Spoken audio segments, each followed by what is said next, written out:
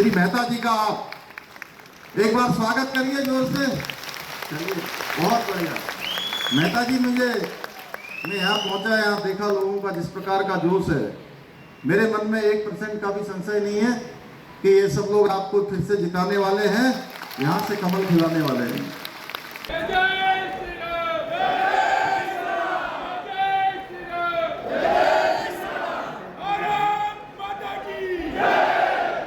कल पूरे दिन भर मैंने भगवान त्रिजुगी नारायण का दर्शन किया।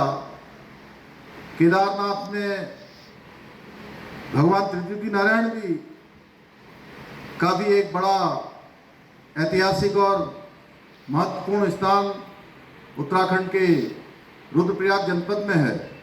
वहाँ भी विधानसभा का उपचुनाव चल रहा है और पूरे दिन भर वहाँ प्रचार के बाद मैं सीधे माँ अलकनंदा के तट से, बाबा केदार के प्रांगण से, भगवान त्रिजुगी नारायण के पास से और देवभूमि उत्तराखंड से सीधे आप सबके बीच में आया हूँ मीरा भयंदर में।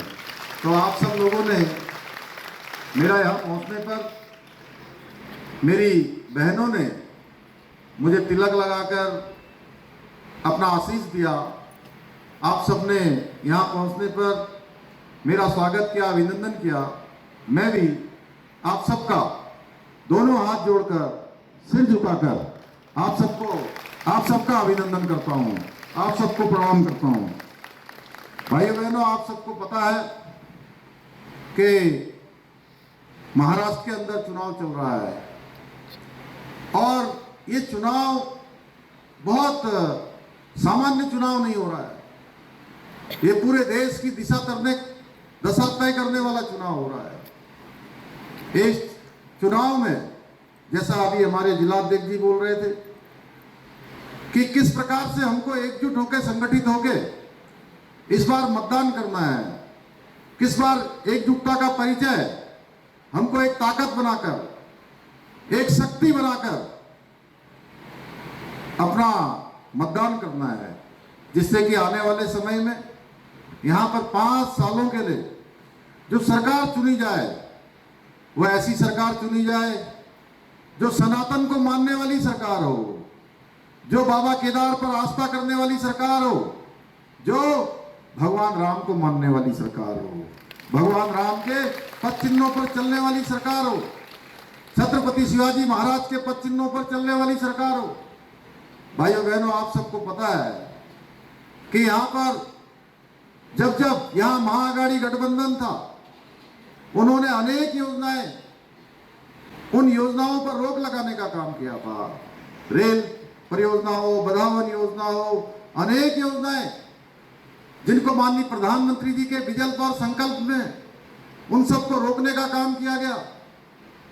अनेक तरह से विकास को अवरुद्ध करने का काम किया गया। आज महायुति की सरकार हमारे प्रधानमंत्री मोदी जी के विजन को आगे बढ़ाने का काम कर रही है, लगातार विकास के कामों को आगे बढ़ा रही है। जो भारत सरकार से जो भी योजनाएं यहाँ के लिए भेजी जा रही है, उन सभी योजनाओं को जन जन तक पहुँचाने का काम कर रही है। और आपके बीच में मैं जिनके लिए आज आप सबका समर्थन मांगने के लिए, आप सबका मत मांगने के लिए आप सबके बीच में आया हूँ, श्री नरेंद्र मेहता जी। उन्होंने अनेक काम इस क्षेत्र में करे हैं। विधायक रहते हुए, मेयर रहते हुए या अन्य पदों पर रहते हुए उन्होंने लगातार विकास की गंगा बहाई है। विकास को गति देने का काम, जिस क्षेत्र का भी प्रतिनिधित्व किया उस क्षेत्र को उन्नति पर पहुंचाने का काम, शिखर पर पहुंचाने का काम श्री नरेंद्र मेहता ने किया है। और उनको इस क्षेत्र से आप चुनेंगे तो निश्चित रूप से आपके क्षेत्र का चहुमुखी विकास श्री नरेंद्र मेहता करेंगे। मुझे पूरा भरोसा है कि आप सब लोग जितनी बड़ी संख्या में आए, मेरे मन में कोई संशय नहीं है। हमारे अध्यक्ष जी कह रहे थे बार बार कि आप एक साथ रहेंगे तो आप संगठित रहेंगे, तो आप सेफ रहेंगे। तो मैं भी आपसे कहना चाहता हूं कि ऐसे समय में हम सबको सेफ रहकर, देखिए आज एक तरफ जहां हमारे प्रधानमंत्री मोदी जी के नेतृत्व में, मार्गदर्शन में यहां महायुति का गठबंधन आप सबके बीच में चुनाव में है भारतीय जनता पार्टी के साथ, जो केवल राष्ट्र की बात कर रहा है, राष्ट्रवाद की बात कर रहा है, विकास की बात कर रहा है, आपकी समृद्धि और सुरक्षा की बात कर रहा है। दूसरी तरफ महाअघाड़ी गठबंधन है। ये महाअघाड़ी गठबंधन है भाइयों बहनों। ये ऐसा गठबंधन है जिसको आपकी कोई चिंता नहीं है, आपकी सुरक्षा की कोई चिंता नहीं है, आपकी संस्कृति की कोई चिंता नहीं है। इनको अगर चिंता है, इनकी सोच है, तो केवल अपने व्यक्तिगत विकास की है, अपने परिवार की सोच है इनके अंदर। व्यक्तिगत घोटाले, भ्रष्टाचार इनकी कार्य संस्कृति का हिस्सा रहे हैं। भाइयों बहनों, कभी भी कोई बात होती है तो इन्होंने हमेशा सनातन का, इनके नेताओं ने विरोध किया है। आप देखिए, आज मैं देवभूमि उत्तराखंड से आप सबके बीच में आता हूं। देवभूमि उत्तराखंड, आइए, हमारे श्री नरेंद्र मेहता जी यहाँ पहुंच गए हैं। मैं आप सबकी तरफ से भी जोरदार तालियां बजा के श्री मेहता जी का आप एक बार स्वागत करिए जोर से। चलिए, बहुत बढ़िया। मेहता जी, मैं यहाँ पहुंचा, यहाँ देखा लोगों का जिस प्रकार का जोश है, मेरे मन में 1% का भी संशय नहीं है कि ये सब लोग आपको फिर से जिताने वाले हैं, यहाँ से कमल खिलाने वाले हैं।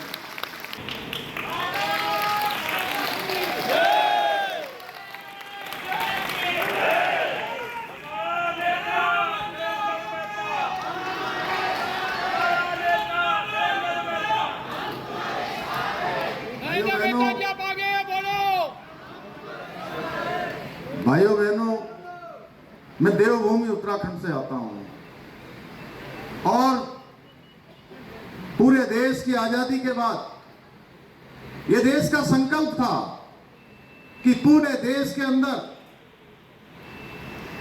एक समान कानून लागू होना चाहिए। समान नागरिक संहिता का प्रावधान जब बाबा साहब भीमराव अंबेडकर जब संविधान बना रहे थे तो उसके अनुच्छेद 44 में इसका प्रावधान किया गया था कि देश के अंदर चाहे कोई किसी वर्ग का हो, किसी पंथ का हो, किसी समुदाय का हो, सबके लिए एक समान कानून होना चाहिए। देश के अंदर समान नागरिक संहिता लागू होनी चाहिए। हमारी पार्टी का संकल्प था। श्यामा प्रसाद मुखर्जी जिस कश्मीर में जाकर जहां वो बलिदान हो गए, उनका भी संकल्प था। लगातार हमारी पार्टी का संकल्प था। भाइयों बहनों, मुझे आप सबके सामने बताते हुए खुशी हो रही है कि ये गौरव देवभूमि उत्तराखंड को प्राप्त हो गया कि देवभूमि उत्तराखंड देश की आजादी के बाद पहला राज्य बन गया जहां पर रहने वाले हर एक व्यक्ति के लिए समान नागरिक संहिता का कानून वहां पर विधेयक के रूप में पारित हो गया है। भाइयों बहनों, देवभूमि का मूल स्वरूप बना रहे।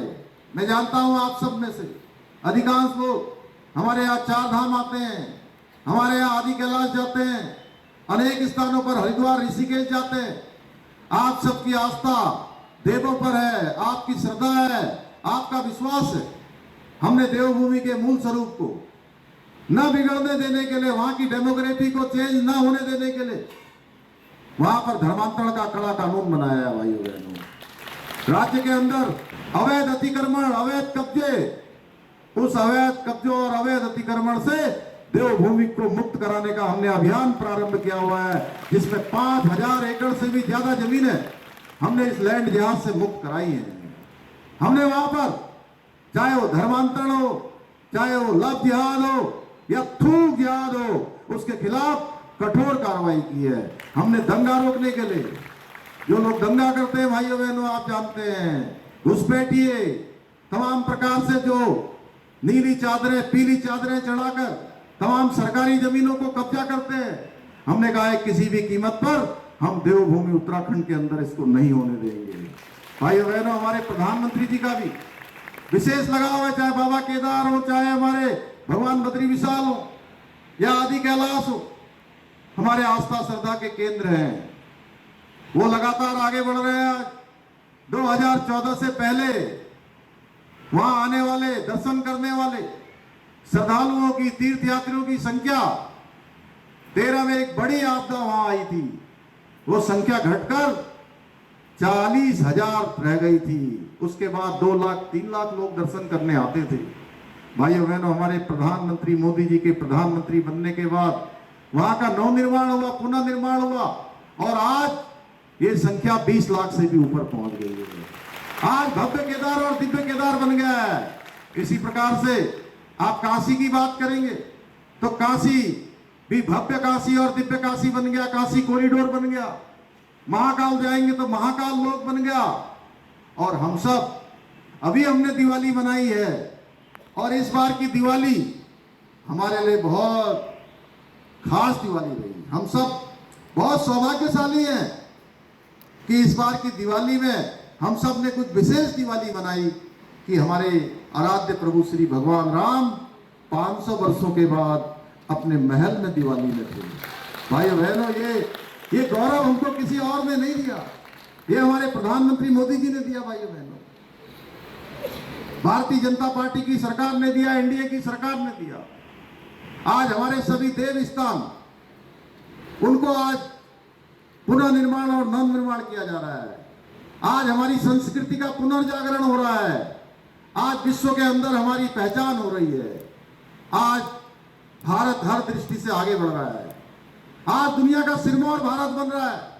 जहां हमारी अर्थव्यवस्था 11वें नंबर की अर्थव्यवस्था होती थी, आज वो अर्थव्यवस्था हमारी 5वें नंबर की अर्थव्यवस्था हो गई है। आने वाले कुछ ही सालों में ये हमारी अर्थव्यवस्था 3रे नंबर की हो जाएगी। और हमारे प्रधानमंत्री मोदी जी ने जो पूरे भारत के समक्ष विकसित भारत का संकल्प रखा है कि 2047 तक जब हम देश की आजादी का स्वर्ण जयंती वर्ष मना रहे होंगे, शताब्दी मना रहे होंगे, उस समय भारत दुनिया का विकसित भारत होगा। भाइयों बहनों, आप सोचिए कि विकसित भारत के अंदर किस प्रकार से हमारा इंफ्रास्ट्रक्चर होगा, किस प्रकार से हमारी सड़कें होंगी, किस प्रकार अवस्थापना सुविधाएं होंगी, किस प्रकार से नवाचार हो रहा होगा, इनोवेशन, टेक्नोलॉजी, हर क्षेत्र में हम आगे बढ़ रहे होंगे। ये सारे संकल्प हमारे तभी पूरे होंगे जब हम प्रधानमंत्री मोदी जी के नेतृत्व में चलने वाली, दिल्ली में चलने वाली सरकार को एक पहिया और लगा कर देंगे, डबल इंजन लगाएंगे। भाइयों बहनों, जब हम डबल इंजन लगाएंगे तो मोदी जी जो योजनाएं बनाते हैं, जो केंद्र से भेजते हैं, वो योजनाएं नीचे तक पहुंचेंगी। वहां की सरकार उनको कार्य रूप में लाएगी, व्यवहारिकता से धरातल पर उतारने का काम करेगी। उसके लिए जरूरी है कि हमारे विकास पुरुष, में इनको विकास पुरुष कहूंगा जितना मैं इनके बारे में जानता हूं, इन्होंने जो अनेक काम किए हैं, किसी भी पद पर हैं, हर पद पर इन्होंने अपने कारण से उस पद का भी मान सम्मान बढ़ाया है, क्षेत्र का, चाहे मेयर रहते हुए, विधायक रहते हुए। अब ये तमाम जो काम इनके मन में हैं, उन सभी कामों को भाई नरेंद्र मेहता आगे बढ़ाएंगे। आप सबके लिए काम करेंगे, जी जान से जुटकर इस क्षेत्र को, विकास की गति को आगे देने का काम करेंगे।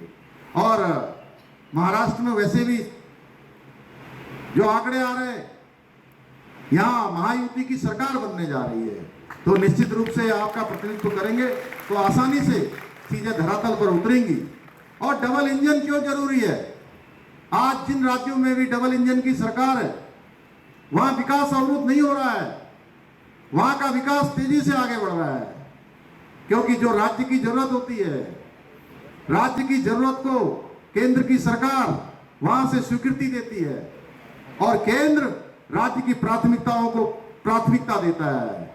इस कारण से दोनों मिलकर तेज गति से राज्य का विकास आगे बढ़ाते हैं। भाइयों बहनों, आज जहां भी डबल इंजन है, देखिए मैं देवभूमि उत्तराखंड की बात कर रहा था अभी थोड़ी देर पहले। देवभूमि उत्तराखंड हो, आप मध्य प्रदेश हो, राजस्थान हो, छत्तीसगढ़ हो, जहां भी डबल इंजन की सरकार बनी है। अभी अभी देखिए हरियाणा के लोगों ने, लोग कह रहे थे इस बार हरियाणा में भारतीय जनता पार्टी की सरकार नहीं आएगी। वहां किसान भी नाराज हैं, जवान भी नाराज हैं, महिलाएं भी नाराज हैं। आपने देखा चुनाव हुआ, एकजुटता से पूरे हरियाणा के लोगों ने, जवानों ने, नौजवानों ने, खिलाड़ियों ने, मातृशक्ति ने, बुजुर्गों ने तीसरी बार वहां पर डबल इंजन लगा दिया। क्योंकि लगातार डबल इंजन के कारण से हरियाणा आगे बढ़ रहा था। भाई अभी हाल में चुनाव हुआ है, पिछले महीने ही उसका रिजल्ट आया है, हम सब लोगों ने देखा।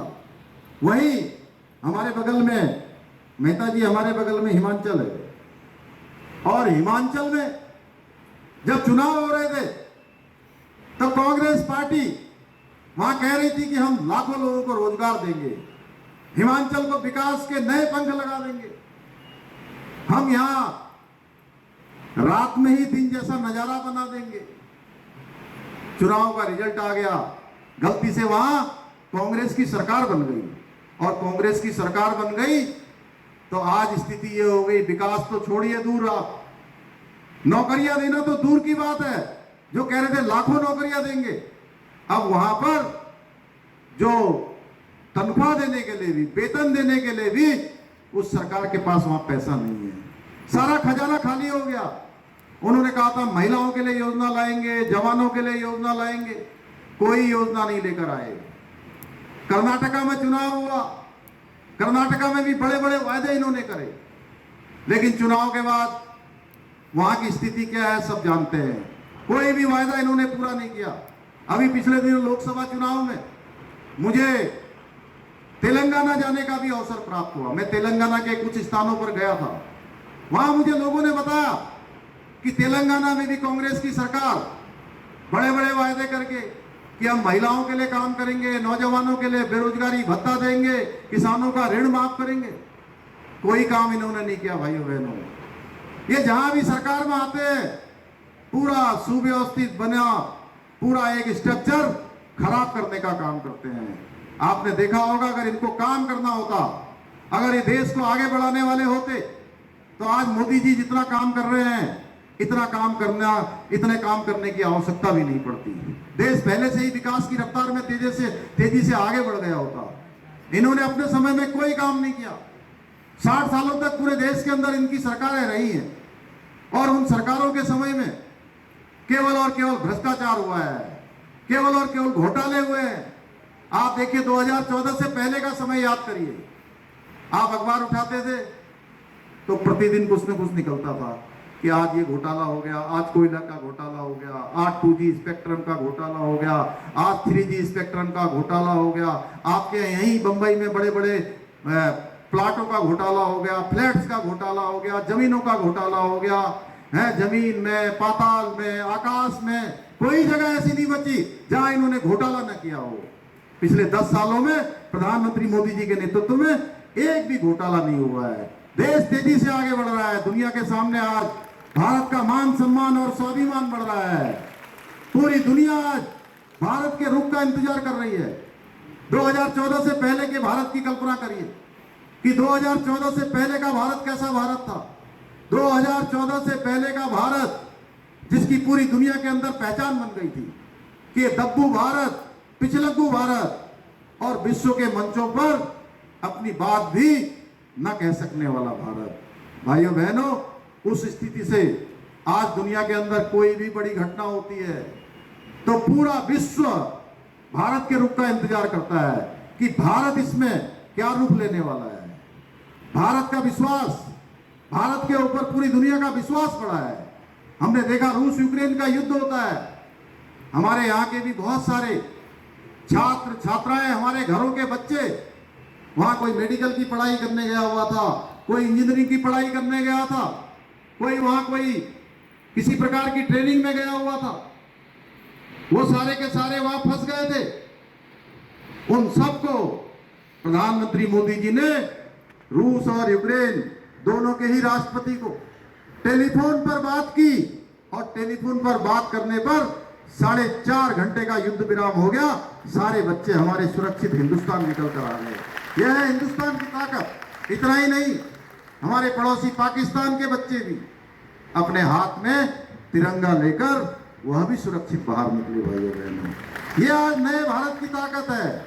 आज पूरी दुनिया इसको मान रही है, पूरी दुनिया का सिरमौर भारत बनने की दिशा में आगे बढ़ रहा है। इसके लिए मैं आज आप सबसे बहुत ज़्यादा न कहते हुए, चूंकि मुझे अभी अन्य एक कार्यक्रम में भी जाना है, उसके पश्चात मुझे फिर से श्री केदारनाथ विधानसभा में पहुंचना है, तो मैं आप सबसे निवेदन करने के लिए आया हूं कि भाई नरेंद्र मेहता जी, आप तय मानिए कि मेरी बहनों ने मुझे तिलक लगा के मेरा स्वागत किया है, निश्चित रूप से देवभूमि यहाँ आ गई है और देवभूमि का संपूर्ण पौरुष आपको निश्चित रूप से यहाँ जिताएगा। पूरी देवभूमि का आशीर्वाद आपको प्राप्त होगा।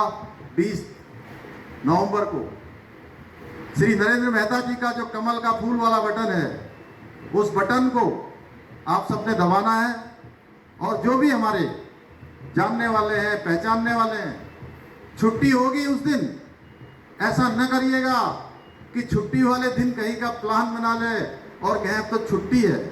देखिए, बहुत चुनाव महत्वपूर्ण है, उसमें मतदान उससे ज़्यादा महत्वपूर्ण है। हर किसी को मतदान करना है। जिस प्रकार से हम कन्यादान करते हैं, कन्यादान से पहले भी हम तमाम तरीके से जांचते हैं, परखते हैं, जिससे भी हमारी बेटी की, बहन का हम रिश्ता करने वाले होते हैं, उसके बारे में सब जानकारी करते हैं। उसके बाद सारे संस्कारों को करने के बाद हम कन्यादान करते हैं। उसी प्रकार से मतदान भी है।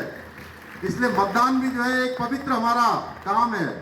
इस काम को आप लोग जरूर करें और पहले मतदान करें, उसके बाद ही घर में आके जलपान करें। और सबको कहिए कि कमल वाला जो बटन है वो दबा दीजिए, इतना दबा दीजिए। आप खुद तो दबाइए, अन्य लोगों से भी कहिए कमल वाला फूल का बटन दबाना है। सवेरे से लेके शाम तक दबाते जाना है, दबाते जाना है, दबाते जाना है। शाम को जब 5 बजे मतदान बंद हो जाए, वो बटन अंदर चला जाए। और जब 23 तारीख को इनका वो जो खुलेगा ईवीएम मशीन, तो मैं हमारे ये मिश्रा जी यहाँ बैठे हैं, इनको फोन करूंगा कि मिश्रा जी, हम मीरा भाईंदर में मेहता जी के लिए वहाँ पर सबका आशीर्वाद मांगने के लिए गए थे, वो तो एक तरफा जीत ही गए होंगे ना, तो मिश्रा जी की आवाज़ आनी चाहिए कि नहीं 10 बजे यहाँ फाइनल हो गया है। इतनी लीड हमारी आगे बढ़ गई है कि मेहता जी जो है एक तरफा जो है विजय श्री को प्राप्त हो गए हैं। इतना ही आप सबसे निवेदन करते हुए मैं अपनी बात को समाप्त करता हूँ। बहुत बहुत धन्यवाद।